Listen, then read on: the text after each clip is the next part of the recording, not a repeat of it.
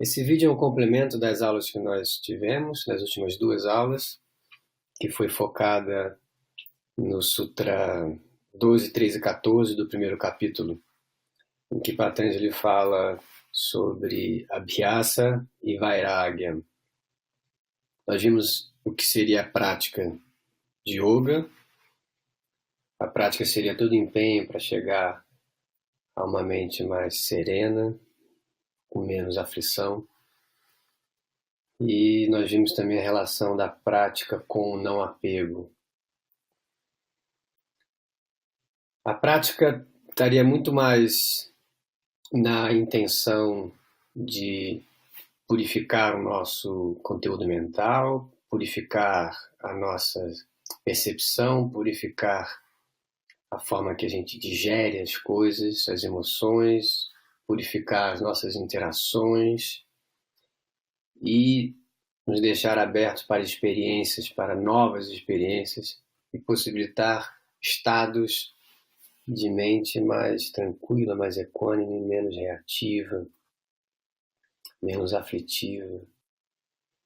Bem, e aí vem aquela imagem na nossa cabeça das práticas clássicas do yoga, e por isso eu estou fazendo esse vídeo.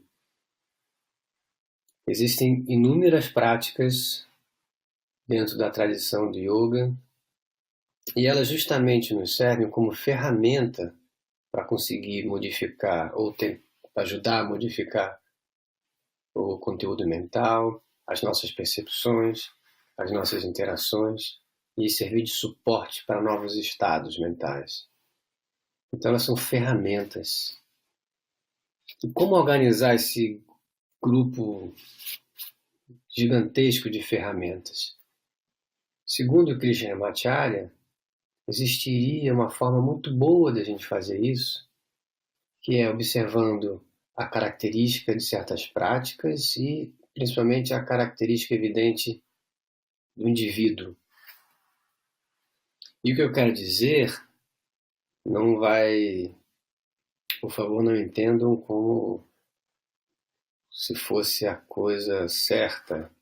É uma perspectiva, é um ponto de vista, é uma maneira de se entender, é a forma que Krishnamacharya passava, é a forma que os meus professores me passaram, é a maneira que eu pratico, que eu sinto que é benéfica, que faz sentido e que eu recomendo também, justamente por isso. Ok?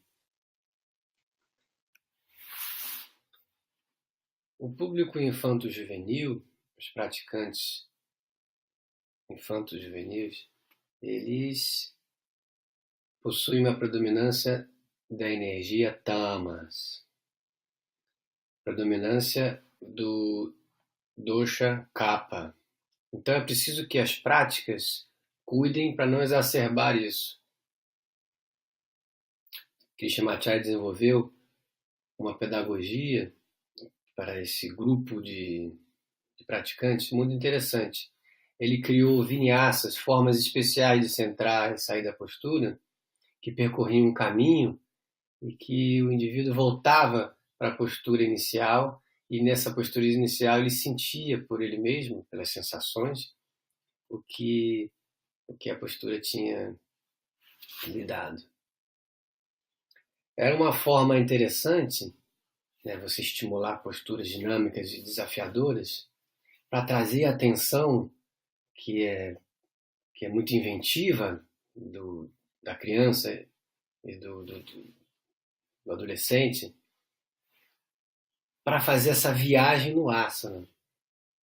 Então é uma forma muito, muito inteligente, eu creio, de entreter esse público e de preparar esse público para a próxima fase, que é uma fase mais energética, a fase adulta, para estimular o crescimento, o incremento do prana e para não deixar o dosha kapha ou a energia tamas predominar, prevalecer.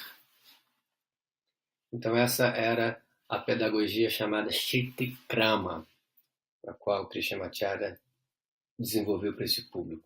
Isso é usado hoje em dia bastante, essa prática dinâmica de asanas, saltos, posturas desafiadoras.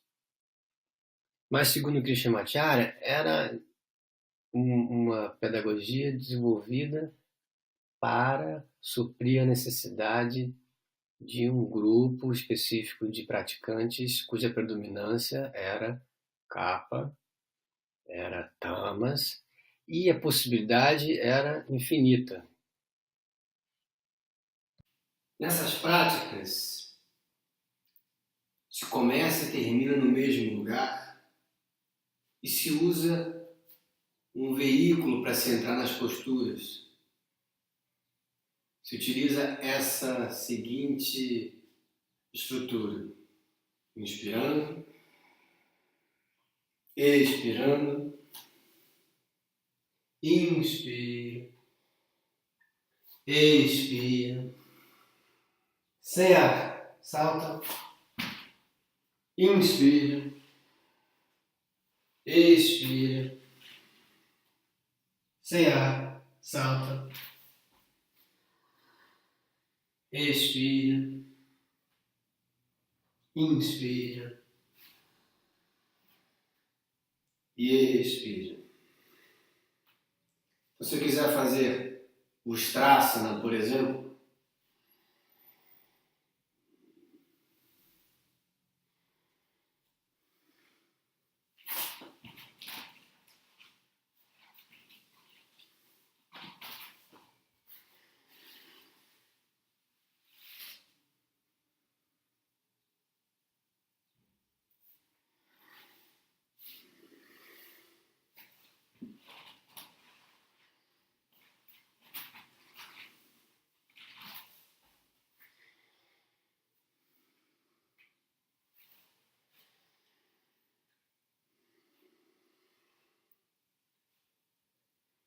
Bakasana.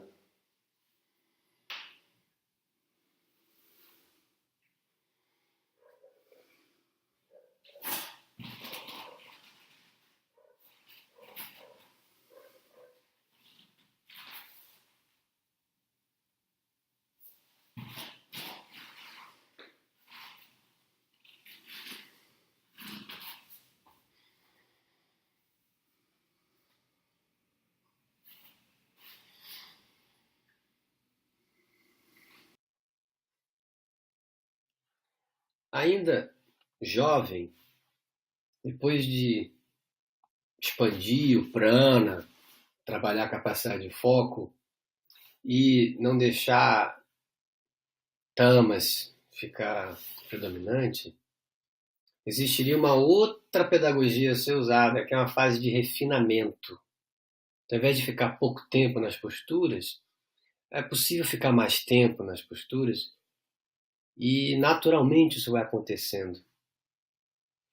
Então o enfoque passa a ser mais no aperfeiçoamento das técnicas, no prolongamento do tempo que se fica nela.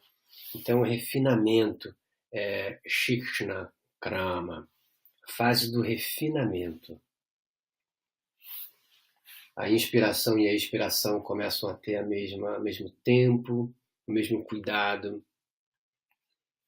Se fica mais tempo na postura para poder respirar melhor nela, entender mais o movimento da respiração, entender o quanto isso está ligado com os estados mentais. Então essa fase de refinamento, ela vem depois, é um amadurecimento e também a preparação, uma transição para a fase que vai vir depois, que é a fase adulta. Então, nessa fase, os asanas se caracterizam por serem mais estáticos, embora possa ter muito dinamismo entre um asana e outro. Algumas ferramentas começam a ser introduzidas, como bandhas, práticas de sucção da região do apanavaio, da região do baixo ventre. Isso só é possível se você fica um tempo na postura e se você consegue respirar bem nela. Senão não vai fazer sentido, vai agravar, vai fazer com que a energia acabe sendo dissipada e não retida. Essa é a fase de transição, porque na fase anterior a energia está em ebulição. Na fase seguinte, a fase adulta, a gente deve conter a energia. Então essa fase intermediária ela é muito importante para o praticante perceber o poder da sua respiração e perceber a mudança da energia predominante. Então a fase do aperfeiçoamento, Shikshna Krama. Agora o enfoque está mais voltado na permanência, na investigação da postura, no refinamento e no trabalho com a respiração. Aqui eu vou começar a tentar equivaler o tempo da inspiração ao tempo da expiração. Paschimottanasana, por exemplo.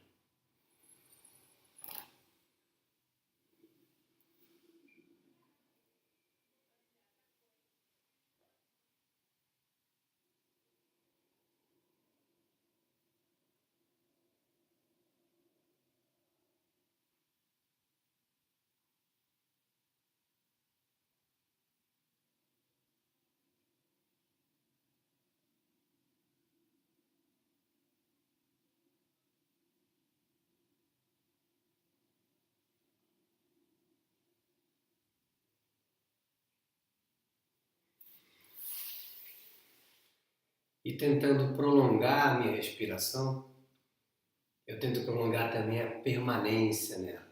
E assim eu vou refinando, eu vou aprumando a postura, aprumando o meu corpo, entendendo também sobre características minhas e começando a buscar novas adaptações, maneiras diferentes de explorar o asana. Essa característica, ela acaba induzindo o praticante a ir mais fundo na sua prática de asana. E vai preparando a sua respiração e a percepção para as práticas de pranayama. E aqui, ferramentas como bandhas, por exemplo, elas começam a ser introduzidas.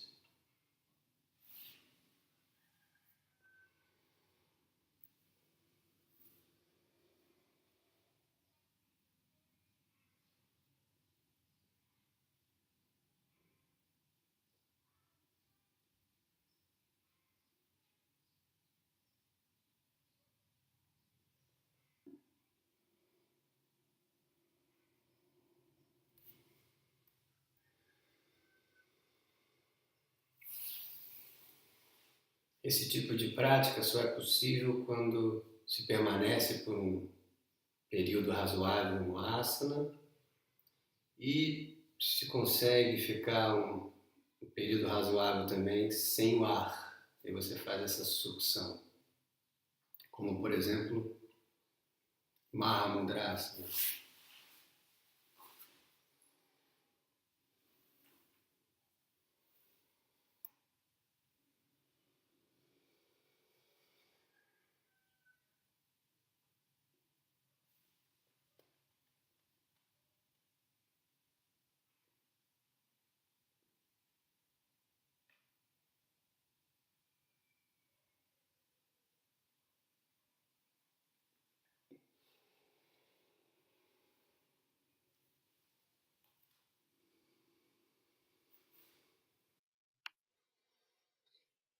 E o praticante se torna adulto. A energia muda completamente, o corpo já está formado. A prática ela passa a ser focada para ajudar o indivíduo nas suas tarefas sociais. Adultos, nós vamos trabalhar, muitas vezes ter uma família, muitas vezes ter filhos, ter deveres sociais que só nós podemos fazer, cumprir. Então a prática, ela é muito específica aí. Primeiro, ela deve nos ajudar a cumprir os nossos deveres. Ela deve também ser um contraponto para as ações que nós fazemos no dia. Ela deve aliviar também as tensões que nós vamos acumulando, inevitável. Então, é uma fase delicada para nós cuidarmos, para não dissipar o prana. Então, a prática se torna ainda mais profunda.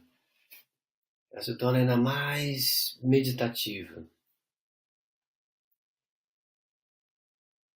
Práticas para, eu vou dar exemplo, práticas para estimular o prana. Mahamudrasana, em que você faz a sucção do baixo ventre. Práticas de pranayama. Então a prática de asana vai ser um suporte para a prática de pranayama, que é a ferramenta prática fundamental mais eficaz descrita nos textos de Hatha Yoga, no texto Yoga Yagnavalkya, no próprio Yoga Sutra. Então, cuidar da respiração, cuidar do movimento do prana através da respiração.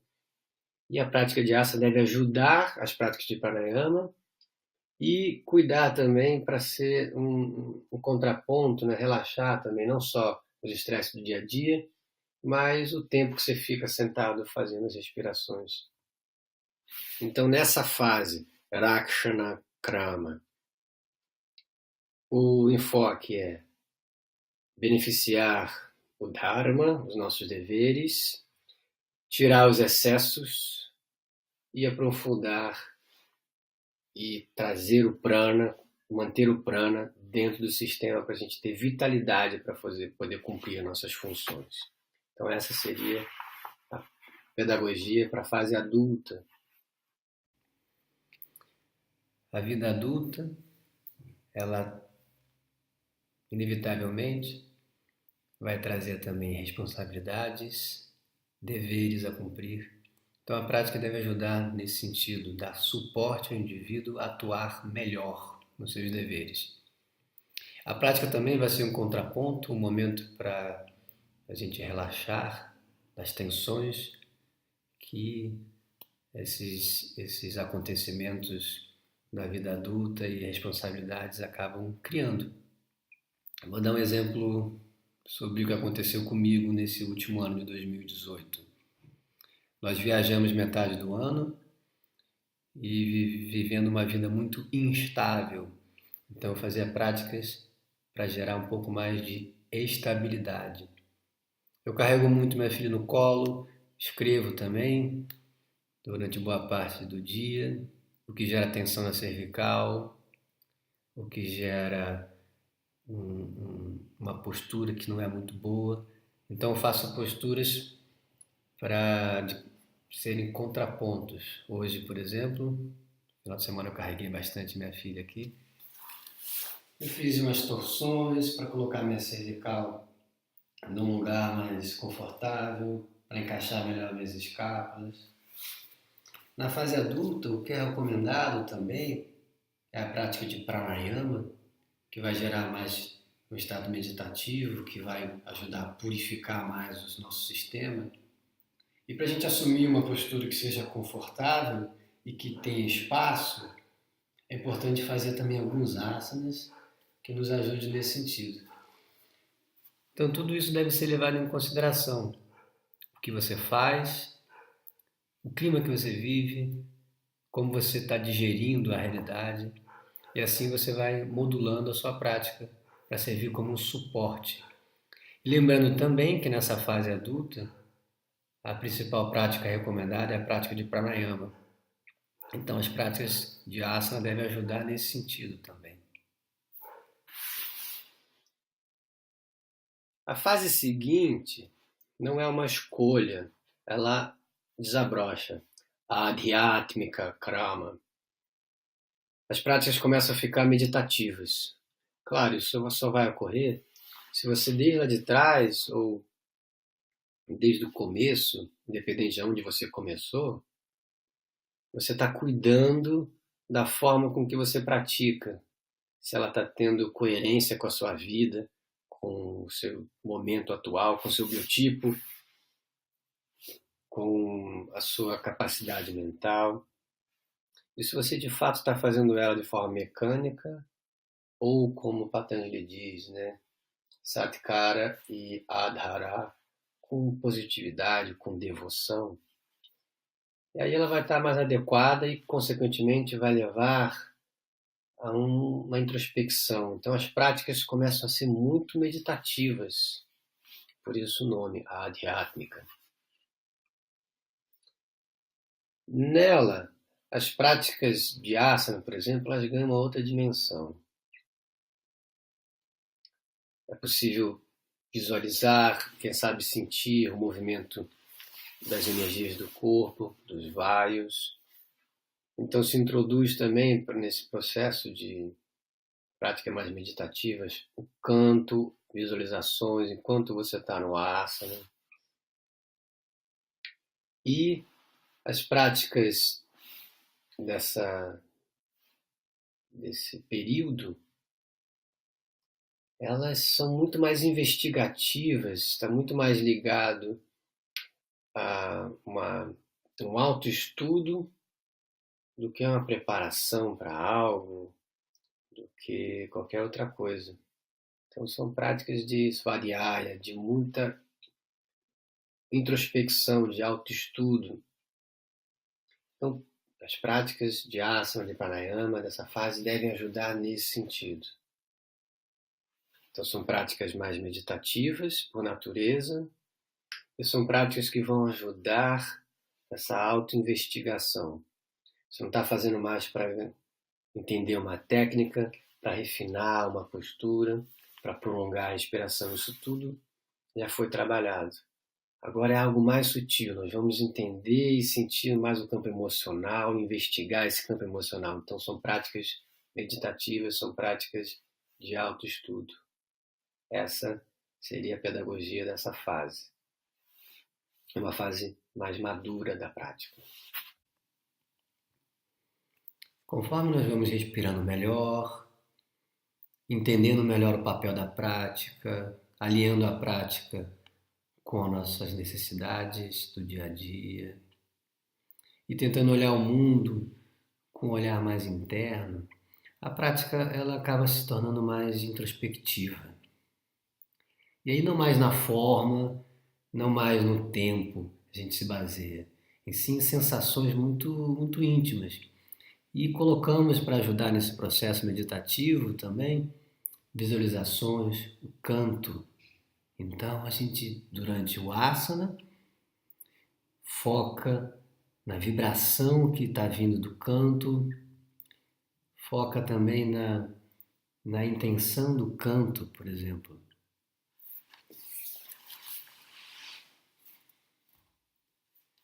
Para beneficiar o Apanavaio, nós podemos fazer posturas para frente. Para potencializar isso, eu posso colocar o canto e tentar visualizar o que eu estou cantando, uma louvação à região do Apanavaio, e tentar sentir a vibração disso no meu corpo, no meu sistema.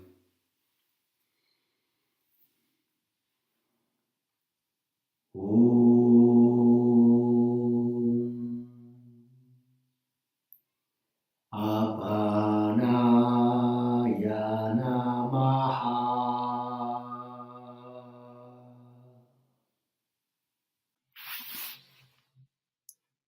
Independente de como a gente nasceu, com uma saúde boa ou uma saúde frágil, ou do quanto a gente se cuida durante a nossa vida, não tem muito jeito. A vida ela tem vários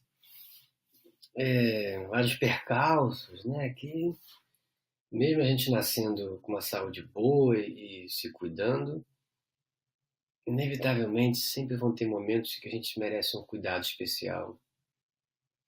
Para aqueles que nasceram também com uma condição frágil ou desenvolveram uma saúde frágil, tanto física quanto mental, também essas pessoas precisam de um certo cuidado específico. Não é fazer qualquer coisa em qualquer momento.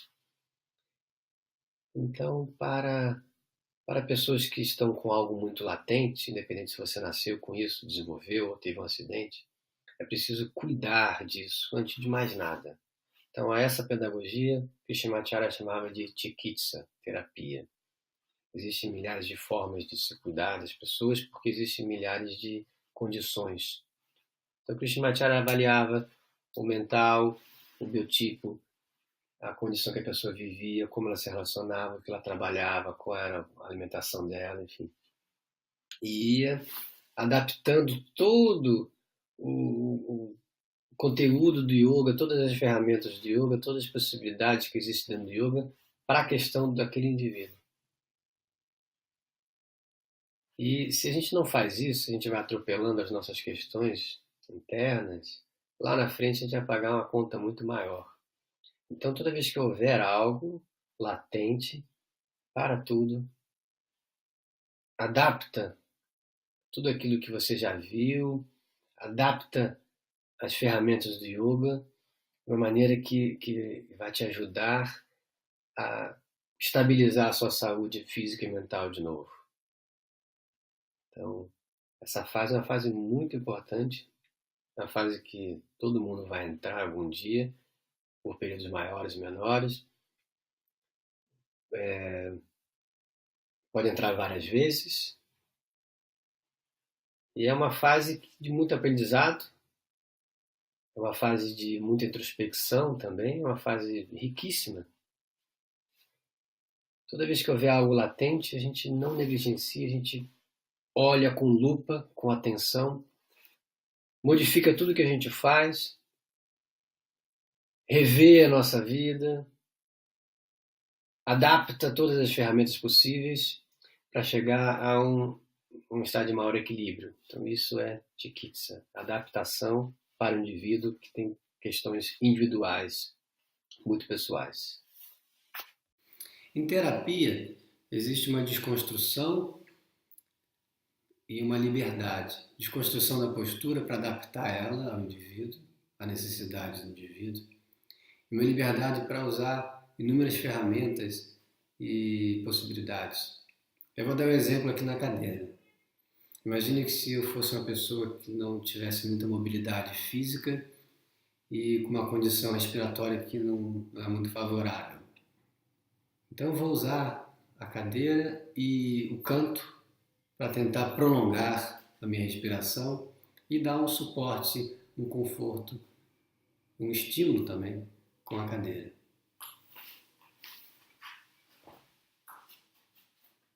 Eu inspiro e expiro.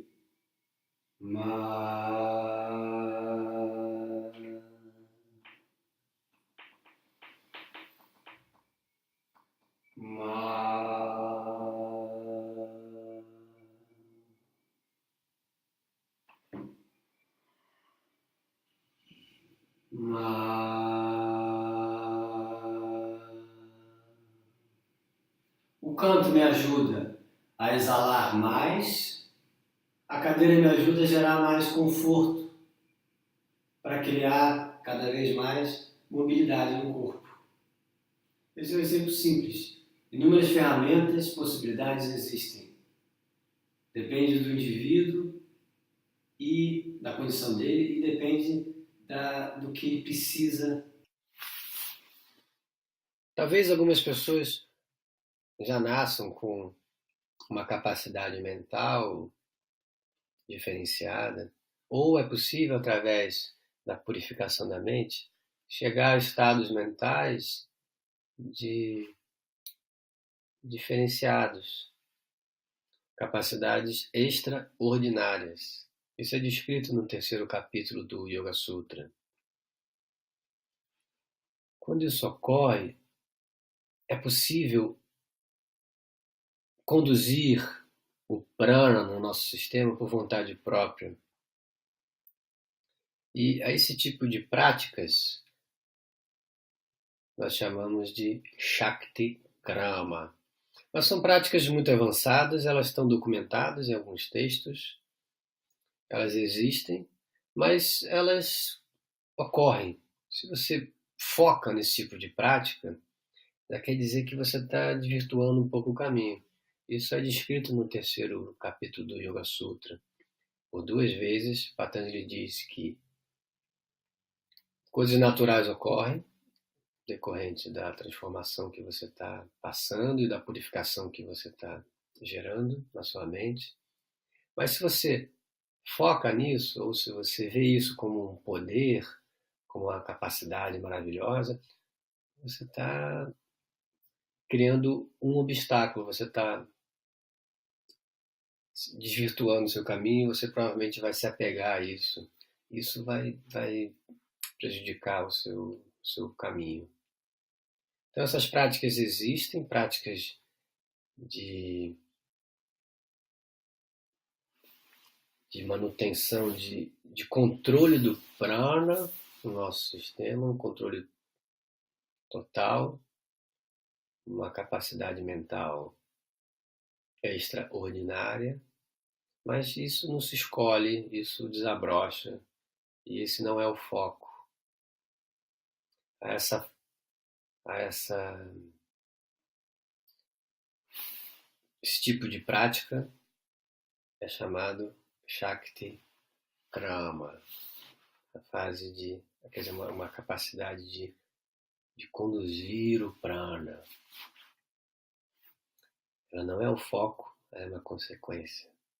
E, segundo Krishnamacharya, é algo raro, porque hoje nós vivemos um contexto diferente. E nós precisamos também de coisas diferentes. Mas será que a gente precisa disso? Patanjali diz, trata muito mais com cuidado em relação a isso do que, de fato, olha, vai buscar isso. Então é algo a ser refletido. Eu considero essa pedagogia muito inteligente. Eu tento segui-la, eu tento passar isso também para os outros. Não dá muito margem para nós escolhermos o que nós vamos fazer. A gente simplesmente reconhece e faz. E isso vai ajudar a sintonizar a nossa prática diária, seja ela qual for, e com a intensidade que ela tem, com o nosso cotidiano, com a nossa vida diária. É possível que a prática que nós estamos fazendo, mesmo que durante ela e logo após terminar ela a gente se sinta bem, é possível que essa prática seja antagônica à vida que você tem. Então, se você for deixar assim aberto para escolher, você vai escolher aquilo que você gosta, não necessariamente aquilo que você precisa. Então, essa pedagogia é muito interessante, porque ela fala para você olhar e respeitar a energia predominante em você, para você observar a fase da vida, observar o seu entorno, lembrar que a prática de yoga ela é um empenho para modificar, purificar o conteúdo mental, purificar as nossas percepções, purificar nossas interações, gerar novos estados mentais. Isso vai ser possível se a prática for assertiva, estiver afinada com a sua realidade, com o seu momento. Essa é a forma que Krishnamacharya aplicava, ensinava as práticas de yoga. Esse vídeo ele é para ilustrar um pouco, não é uma aula sobre isso, isso merece um curso extenso, mas é só para mostrar um pouco dessa riqueza e até estimular todos nós a estudarmos isso mais para frente ou a partir de agora de maneira mais profunda, porque é muito rico e vai de fato ser algo diferente na nossa vida se aplicarmos dessa maneira as práticas de yoga.